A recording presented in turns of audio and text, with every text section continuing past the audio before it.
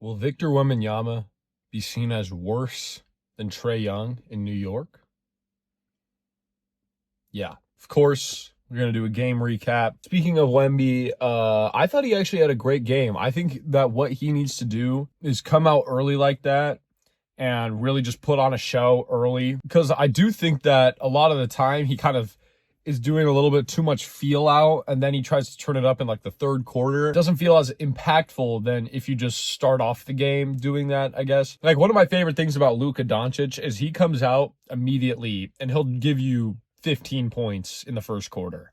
And a lot of the time it gives the Lakers or whoever, because he's done this for a long time, an early advantage. Obviously, it doesn't necessarily mean that Wemby needs to play the whole first quarter like Luka does, or he needs to score a bunch of points. He could do it by getting assists, getting rebounds, getting blocks. Like, I just think he needs to come out with a little bit more energy like he did in game 3. I see a lot of Knicks fans, they're frustrated right now because they felt like the game was reffed very poorly. I kind of agree. Like, I think certain moments got blown out of proportion as being like this huge like injustice to the game of basketball. I do think that one time where they were trying to inbound the ball and then Dylan Harper tried to like sub in so that maybe they could challenge it, and then he kind of walked onto the court but they already had inbounded the ball, and so they stopped and it ended up like taking a second off the shot clock. Like, that stuff just can't happen. Like, you guys, the refs got to get their act together. And then there were some other things like Wemby, he just pushed Brunson, like, dirty play. The refs just didn't see it, and got to give them a little bit of grace because they're going to miss some stuff. But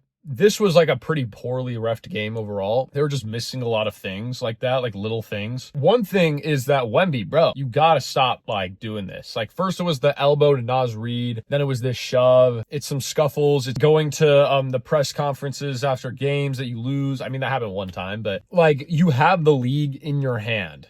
You're likable. People want you to succeed, but you're throwing that away by being a little bit too dirty and just like letting your emotions get to you a little bit too much. And that is something I like about Wemby, is he is emotional. If he lets that affect his game too much, then suddenly, you know, you can throw that out the window. Anyway, I do think that Knicks can't really guard Wemby without fouling him. I think the compromise from the reffing's perspective is we'll let Wemby get fouled a little bit, but if he ends up shooting the ball and missing because of it, or if he ends up, you know, losing the ball or something, we're going to call the foul. And I think I got a little bit too trigger happy with that. Like, they were calling the whistles a little bit too much. And don't get me wrong, like, I do think that the Spurs have the favorable whistle so far in the series. I think if there was an egregious game, it was game 1, honestly. I think that was the more egregious reffing game. Or maybe game 2. Game 2 is more physical, though. Game 1 felt more like the Knicks weren't allowed to be physical and the Spurs were. This one, it just felt like a weird game because Karl Anthony Towns, like,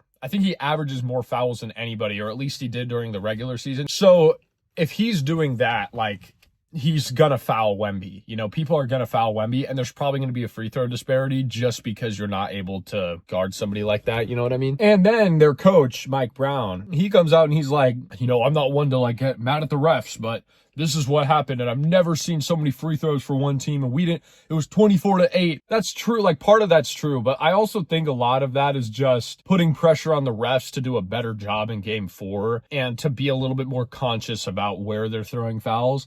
I think it's less about the refs were actually that bad, but it's Knicks fans, so I think everything's going to get blown out of proportion. But I do agree, again, to an extent. Now let's get into what's important. So Trae Young, right? Trae Young beat the Knicks in 2021, and the team is not like the same at all. Trae Young isn't even a Hawk anymore. It's like so far in the past, yet they still say, F Trae Young, F Trae. Like, literally, they got to throw it in. It's like an absolute must. It almost is like a symbiotic relationship. Have you seen the Lego Batman movie where like the Joker and Batman, they have this little moment of being like, what would I be without you? And what would you be without me? Like, we kind of actually like each other, like low key. That's sort of how the Knicks are with Trae Young, where obviously they don't like him, but it's kind of a game that they like playing. It's like, yeah, we don't like Trae Young. And then Trae Young's in the comments like, yeah, I still live in their heads. And it's kind of like more of like a bit. Whereas Wemby, I think that they're going to hate Wemby forever, regardless of what happens. He did that dirty push in the back against Brunson. He's kind of been a little bit of a flop merchant as of late. It's the highest stage possible. So if Wemby beats them, shambles, if they beat Wemby, it's still going to be like, yeah, take that, Wemby. But I think if the Spurs somehow came back and win, that they would literally erect a statue of Wemby just to tear it down. Donald Trump was at the game, and I think Zoran Mamdani was also at the game. At least that's what I heard. I didn't actually see him ever while I was watching the game. Did Trump have anything to do with this game being lost for the Knicks? Like, maybe Netanyahu sent one of his strongest soldiers and was like, go to the game, you know, do your thing, and let's favor it back to the Spurs. I don't really know what Netanyahu's trying to do, but you guys let me know what you think about that. Finally, okay, who do I think is going to win the series? Like, I put on my Instagram, I put like a note, and it was like, I still think Spurs in 7. After I record this, I'm probably going to go undo that because I was watching back the film.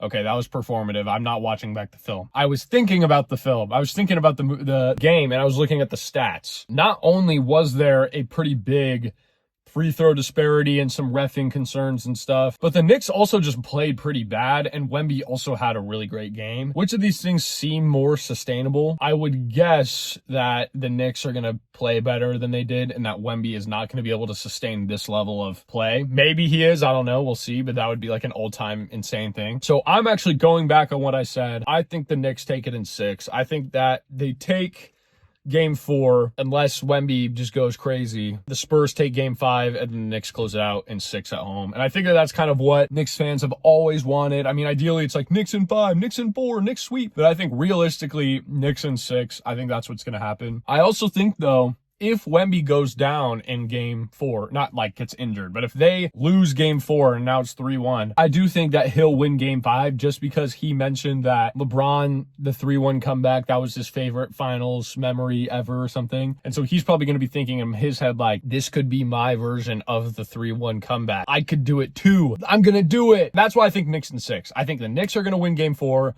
Then they're going to go on to Game 5. Wemby's going to make a comeback, 3-2. Knicks close it out in 6, or those 2 games are flipped. I think regardless, though, Game 6 and MSG, oh my gosh, that's going to be crazy. If you made it this far in the video, comment refresher, because I just went to McDonald's and I got a